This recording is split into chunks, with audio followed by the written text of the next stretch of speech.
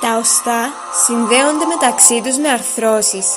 Κάποιες από αυτές επιτρέπουν κίνηση και κάποιες άλλες όχι. Ο ρόλος των οστών του κρανίου είναι να προστατεύουν τον εγκέφαλο, οπότε είναι ενωμένα με τέτοιο τρόπο έτσι ώστε να μην επιτρέπουν καμία κίνηση. Οι αρθρώσεις της σπονδυλικής στήλης επιτρέπουν μικρές κινήσεις, για παράδειγμα στην περιοχή του αυχένα. Αρθρώσεις που επιτρέπουν γρήγορες και απότομες κινήσεις είναι η άρθρωση στον αγκώνα, στο γόνατο και στον ώμο. Ας δούμε το εσωτερικό μέρος της άρθρωσης στο γόνατο.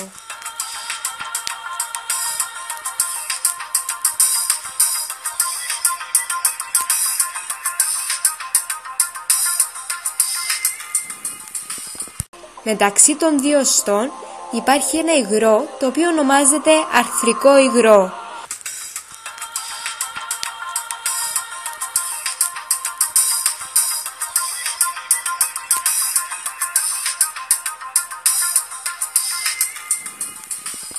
Γύρω από την άρθρωση υπάρχουν σύνδεσμοι, τένοντες και μύες για να βοηθούν στην κίνηση.